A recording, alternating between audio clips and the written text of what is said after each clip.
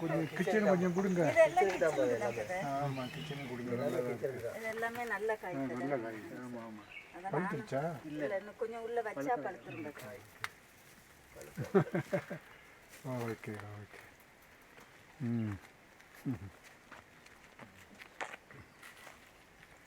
Pass over into another tradition, live there, experience that, and come back to your own tradition.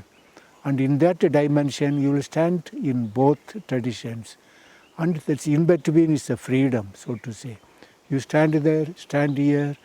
You can cherish your own tradition, it's all right. But you must pass over and see from their perspective, their vision, how the world is. That is liberating. That not all can do. But at least, the leaders and people can do that. That will be much more sort of peace we can bring about. Yes.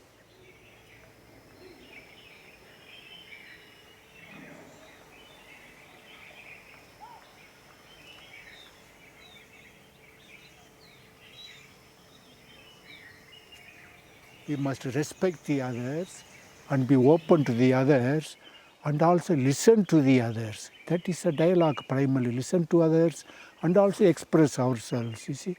And so the other is other. They are different. And so we must accept that. It is a sort of, the world is, so many religions are given, you see. And actually it is said, one Thai king wrote to the Louis XIV of King France. He wrote, God has created all the religions. He has created for a meaning so that we have to live with each other, you see. And so we have to learn, not simply I alone, my religion alone is dominant, superior. No, we can't talk like that. Otherwise it only creates violence. We must respect, dialogue, listen and share with each other, learn from each other. And that we have to do. And that is very difficult also, very difficult, you see. Because each one thinks, Christians, we are supreme. Hindus, they think they are supreme. Buddhists, they think they are supreme.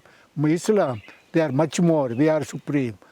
With that attitude, we will be not peaceful, you see. We will try to dominate, convert. It's a major problem.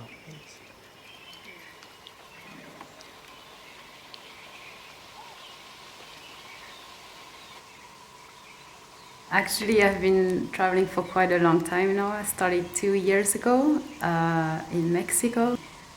I think it was just like the next step because I met people on my travel and then I started to open into spirituality. And India seemed to be the next step. So I ended up here studying yoga.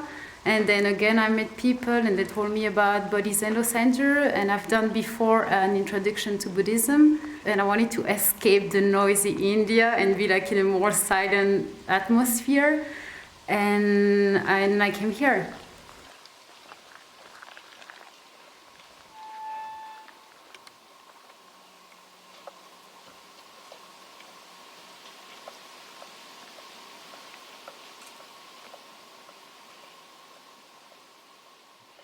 If Zen can teach people some tolerance, acceptance, openness, that will be great. But Zen also, majority will not be practicing, only minority. But can minority change? You can't change the world with minority, you see. So at least individuals can be changed, Zen communities can change and be engaging with the world. And so not only Zen communities, Buddhist communities, I think they are in the forefront in the West, doing some peace work and so on.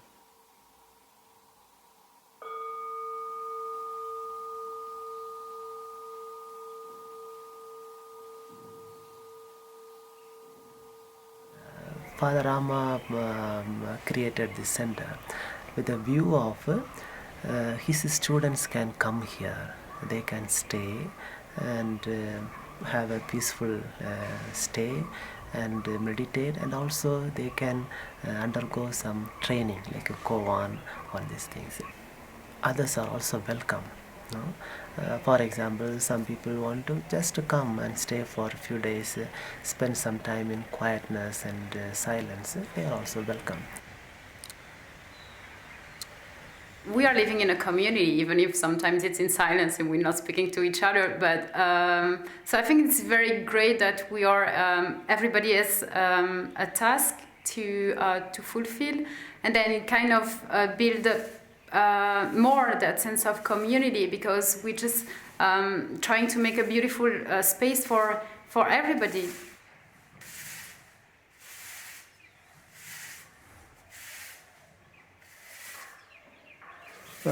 My family was a poor family. They went to Myanmar, Burma, as laborers.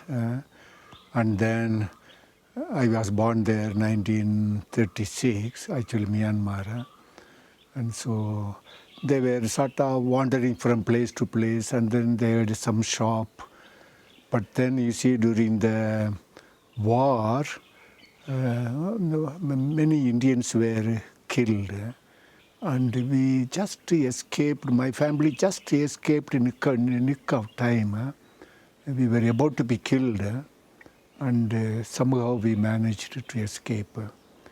And my parents were illiterate, and it was hard living at that time.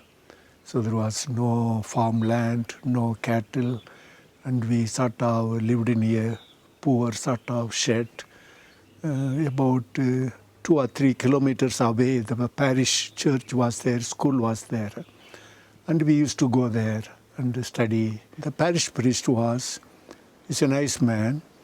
I was rather intelligent, so I could read well and so on, you know. One day, the parish priest, 2 or 3 boys, we were sitting there, and then he asked us to read some texts and so on. I read very well, so the others were not doing so well. And then he asked, "What do you want to become?" I was in the 8th class. "What do you want to become?" And I didn't know what exactly to say. And then he asked us, "Do you want to become a teacher?" I said, "No." "Do you want to become a sort of, you know, even a collector?" Collector is a big job. And so, of course, I could never imagine, no. And then I suddenly blurted out, "I want to be a priest." I never thought of that. I want a priest. He made me kneel down, blessed me, and then said, "Yes, and you will go to the Madurai Apostolic School." That is, you know, the school for the candidates. And so he arranged, and we were poor, so we could not afford. And he paid a little money and then sent me to study. That is how I became this.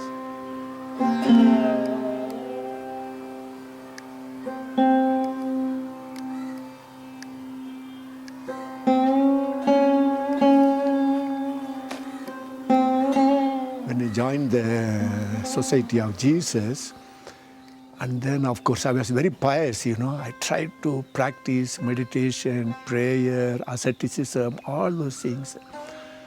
And it was, in the beginning was good, but I felt very dry.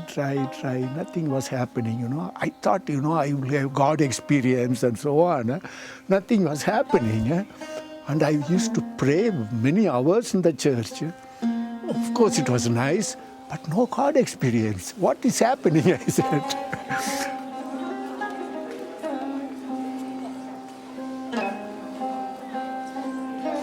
And then with a companion, I visited all over India ashrams, Christian ashrams, Hindu ashrams. I was, you know, very much a struggle. And so I became a priest, and then became sort of pastoral work. I did well. And then I was sent to the Jesuit formation training to teach there. After 1 year, I was not happy also with teaching all the students. So got my permission from the superiors and went around like a beggar. I just put some kavi dress and a baking bowl and a glass to drink water. That's all. So I went around from village to village, baking, and so on. That was a very good experience for me, see, very consoling for me, see. Somehow, it is actually poor people who fed me. The rich people wouldn't do. Yeah, very often. That's very strange. I thought rich people will help, feed me.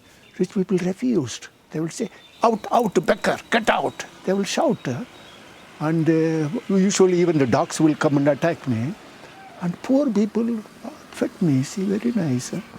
And then, of course, I was sort of, how do you say, I should not have done that, but anyway, I went to the convent, in a sister's convent, just to test how they will treat me. And so I begged. A sister came, get out, oh, you beggar, get out. They drove me out.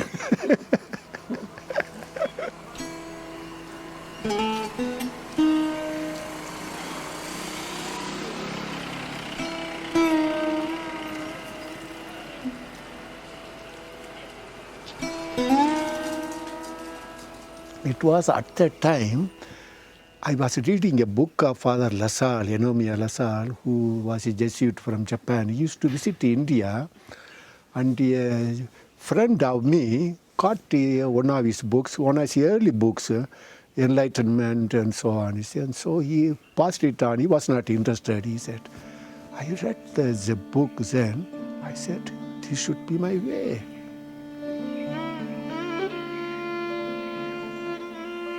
And then I met Father LaSalle, and then I asked him whether he can help me to go to Japan. He said, come. But my superior was very friendly with me. That was one of the best superiors I had. You see, very friendly, very sort of supportive of me. But he couldn't think of sending me to Japan. Japan, spirituality and Zen, he didn't know also Zen. What are you talking? Yeah? If you want to go to Rome, if you want to study, but not to Japan. And Father LaSalle wrote him many letters. He had met Father LaSalle also, he knew. So wrote more a letter, please allow me Ama Samy, I will take care of him and help him and so on. And so he sort of finally relented and said, okay, you can go. And so I went to Japan. LaSalle took care of me and introduced me to Ramana Maharishi. I never thought of becoming a Zen master. And when I was going to leave, Ramana Maharishi and wife came, and Ramana Maharishi said, Father Ama Samy, I want to teach Zen in India because you are like Bodhidharma come to Japan. And so you must take Zen back to India. And so you are the only one now. So please come back and study and so on.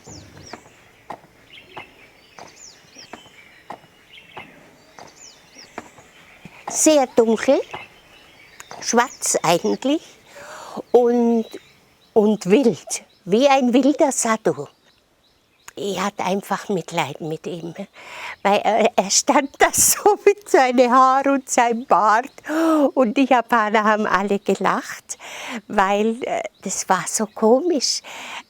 In Japan ist ja alles so gestylt und Anzug und so. Plötzlich kommt da einer, ist ganz scheu, dünn, dunkel und hat diese Haare und den Bart. Und das war schon sehr komisch.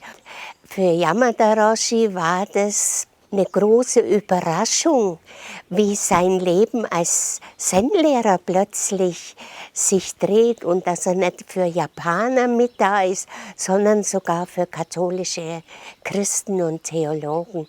Also da hat er sehr viel Respekt vor der Kirche gehabt, die das ermöglicht, dass ihre Theologen bei ihm Zen machen. Ama Samy, erstens, er konnte keine Sprache.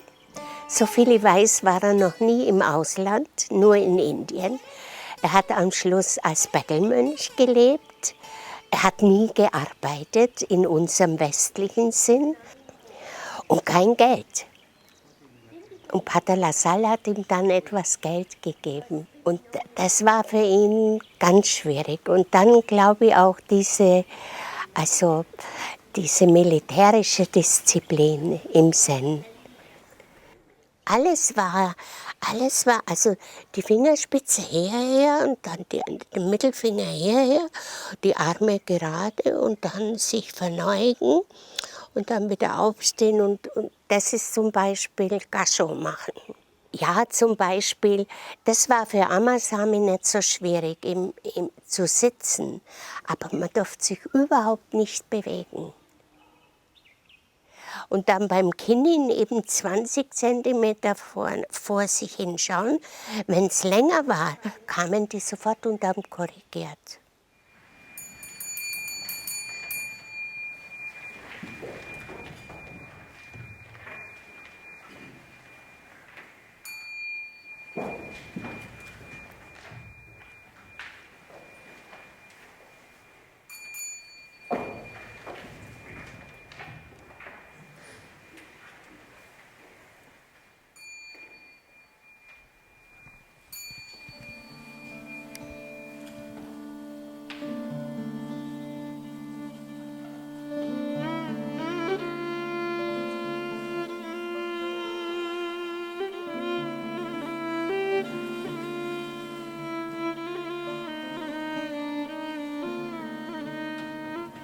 Bodhi was supposed to have gone from India to China in the 6th century, 6th century.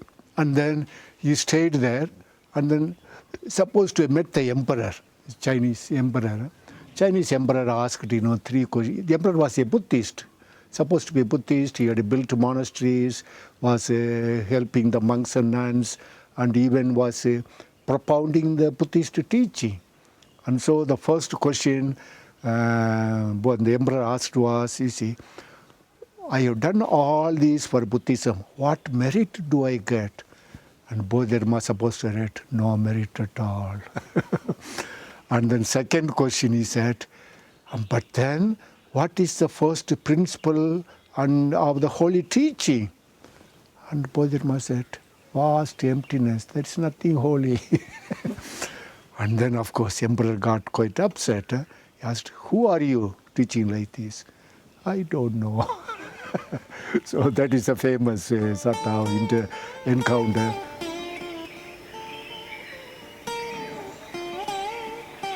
Was weitermacht als indischer Zen-Meister, ist natürlich die indische Mentalität. Ist sehr viel flexibler als in Japan. Da ist bei manchen so zu mir kamen manche Leute und haben gesagt, das kann doch kein Zen-Meister sein, weil er so einfach ist. Was ist noch so? Radikal. Er ist unheimlich, also auf der einen Seite sehr gütig und sehr dem anderen Freiraum lassen. Also er sagt immer wieder, let people be. Und da ist dieser ungeheure Freiraum da, wo jeder so sein kann. Und dann ist vielleicht auch noch, dass er findet, dass Meditation alleine verbunden werden muss mit dem sozialen Engagement. Und deswegen hat er auch Little Flower gegründet. Und er verpflichtet seine Schüler, dass die jedes Jahr 50 € für Little Flower spenden. Und ganz viele engagieren sich ebenso auch.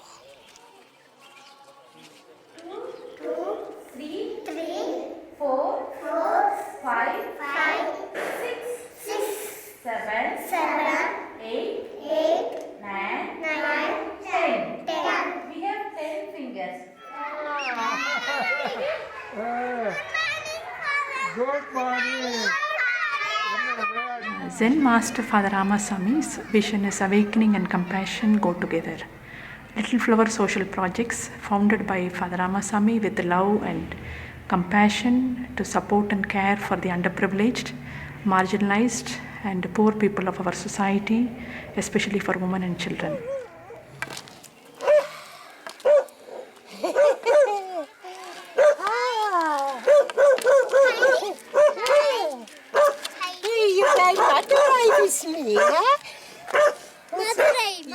There are around more than 1,000 families live in Perumal Malai surrounding villages, and mainly their work is farming and coolie. And due to low economic, social and financial situation, it is very hard for the children to get good access to education. Super!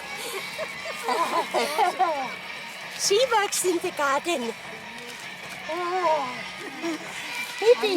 We cannot talk together. We only make it like this. Where do you live? Here? You live here? There.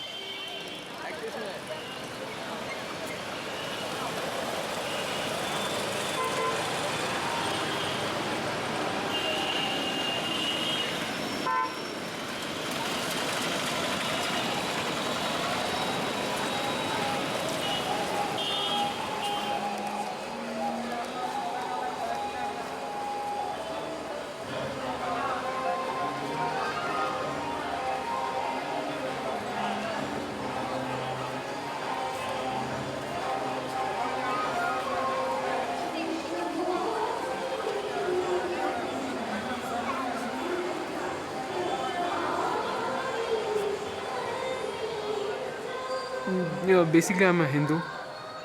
First of all, I wanted to meet other people who are interested in Zen, because from where I come from, you don't find anybody who is interested or even heard about Zen. So interacting with so many people who take this practice seriously, it was interesting. A couple of years back I read one or two books, and I thought, this is interesting, because other times, like religion, it contains a lot of not so scientific ideas.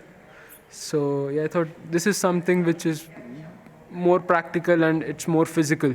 You basically sit there and nobody preaches you this, that, or it's not guilt based. So I thought, this is interesting. I thought getting into going to a teacher would help, because if you're having one group, you can sit for a longer duration, and also if you are doing some mistakes, at least there's a chance that it would get corrected. Although I'm not aware how can you do too many mistakes in Zen.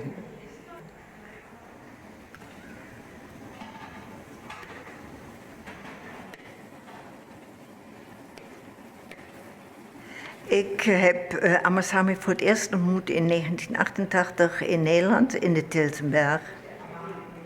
20 jaar geleden, toen heeft hij Bodhi Sangha opgericht. En ik kom eigenlijk ieder jaar. Sindsdien, ben ik hier in India. Het is het zitten, het mediteren met elkaar, maar ook het werken met elkaar. Dat is heel belangrijk. En hier heb je de mogelijkheid met elkaar te zitten en te werken.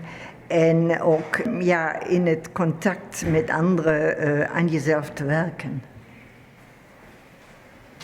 Het is niet altijd makkelijk, want het zijn verschillende mensen, verschillende temperamenten. Het is soms best ook een wrijving onder elkaar.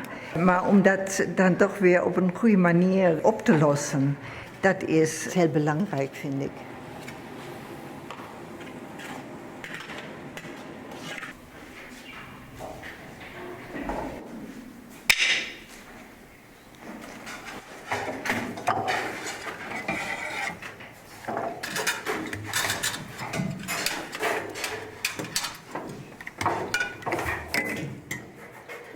Japanese word actually. When people come here, we initially give them some introduction, how Zen meditation we do and everything, and after that they follow the daily routine life here and just join the group. Okay. Father Rama is now he is going abroad normally almost 3 months a year. Earlier he used to travel very much, he said, but now he has reduced a lot. Only 3 months he goes out. Earlier he was traveling much because he said when he put up the center here, local people or Indians are unknown to Zen. They are not much known to that. And only the Westerners, they were all inviting him, and there was a lot of demand for him. So he used to go. But now, slowly, many Indians also coming.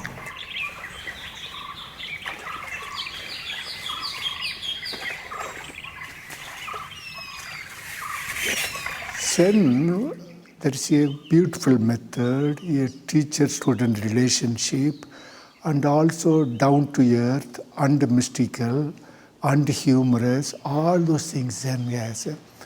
Christianity too has strengths, so I should not neglect Christianity. It is also strengths, sort of, let us say, more, what you call, how shall I put it, something like divine embrace or ambience and interpersonal relations and love. All those, they are not on focus in Zen.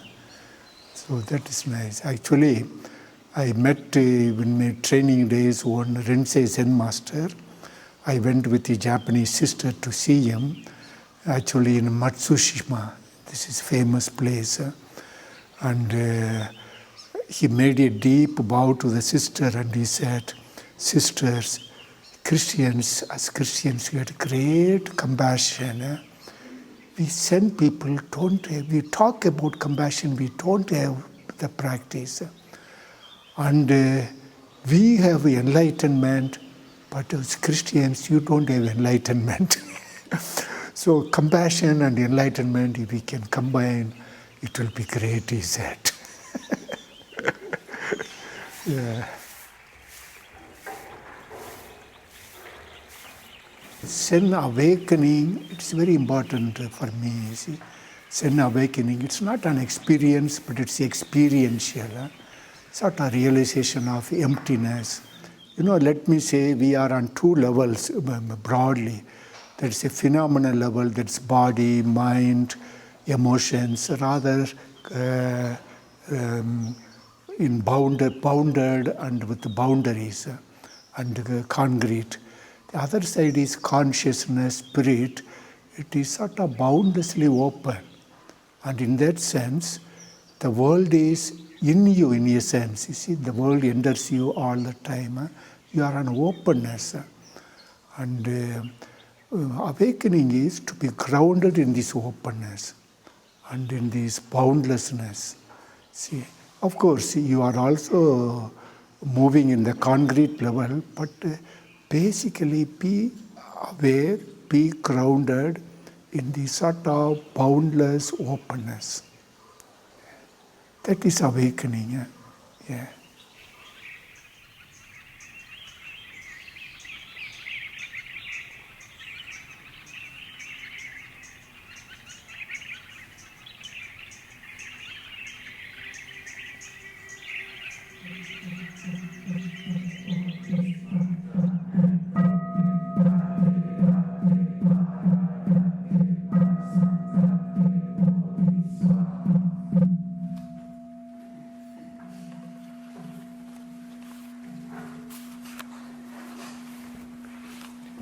There are too many questions. Many of them are not that important. How to proceed from here after attending the first mini session in my personal life? Find your own way. session gives you an introduction to Zen and your practice. So find your own way. Perhaps, if you can find some time, morning or evening, or sometime 15-20 minutes, just to sit in silence. But more than sitting, what you must do is, give your life to your life, your work, your duties, relationships, be there totally. And so Zen will say, walk when you walk, sit when you sit, or eat when you eat, so to say. Just give yourself, be there totally present.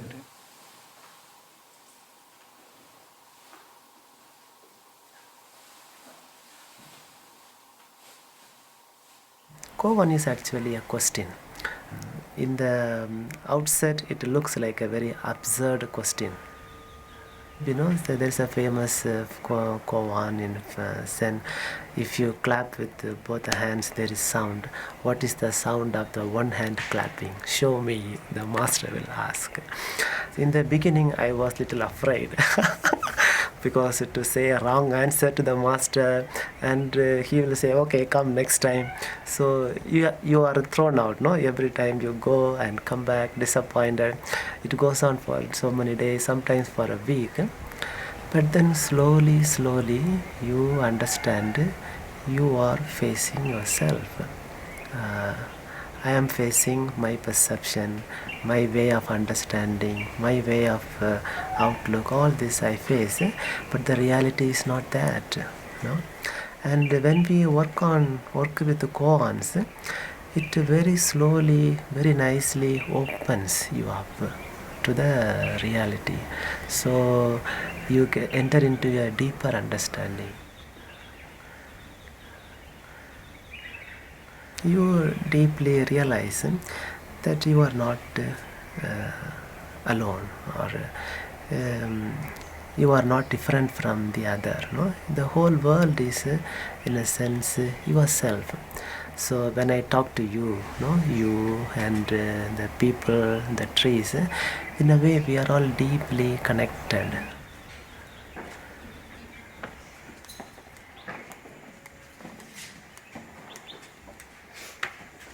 Unless spirituality is rooted in a great tradition, it will lose its power. It must be rooted, you see. That's a major problem. That it divorces spirituality too much from religious traditions.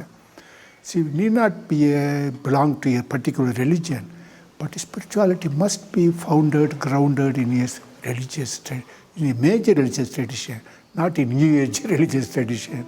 Major religious traditions, very important, yes.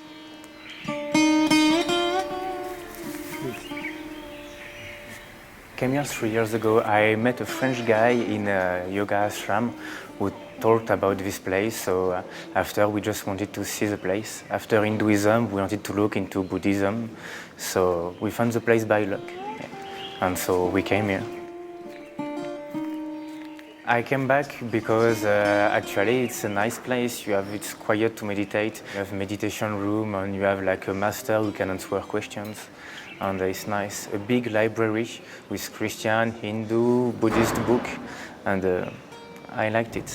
And it's not like in most Buddhist temples when you just have Buddhist sculptures everywhere. Here you have a mix of everything. Like in the Zendo, you have the Christian church just behind the Buddha.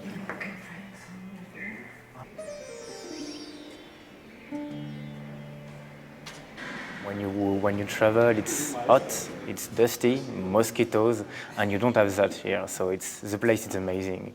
So India, it's a nice country, but sometimes it can be hard for European people. Everything is clean in Europe, and here everything is, I would say, dirty.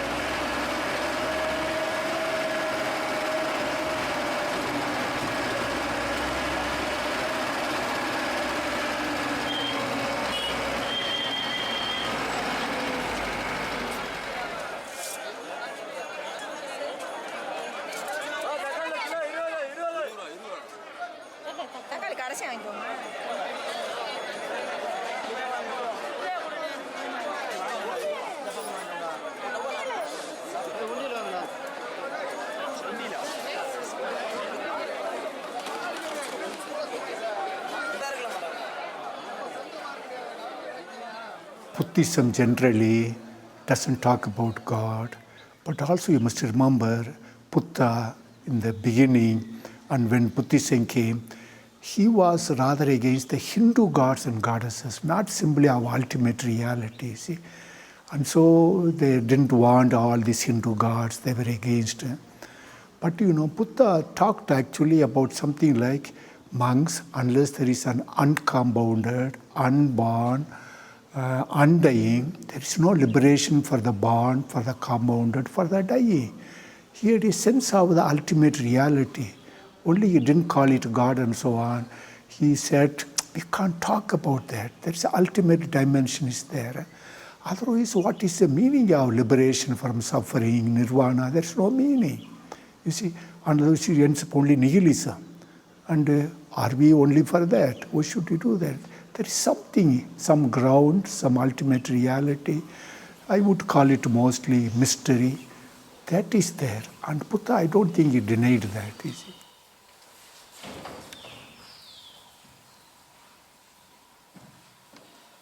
One sister, German sister, Benedictine sister, Yamada Roshi, my master, asked her, is emptiness God? She said, yes, emptiness is God. It's wrong. Emptiness is not God. It is similar, perhaps, close to, but it's not God. That we must realize. Emptiness, for example, you see, it's not an object, it's not a thing.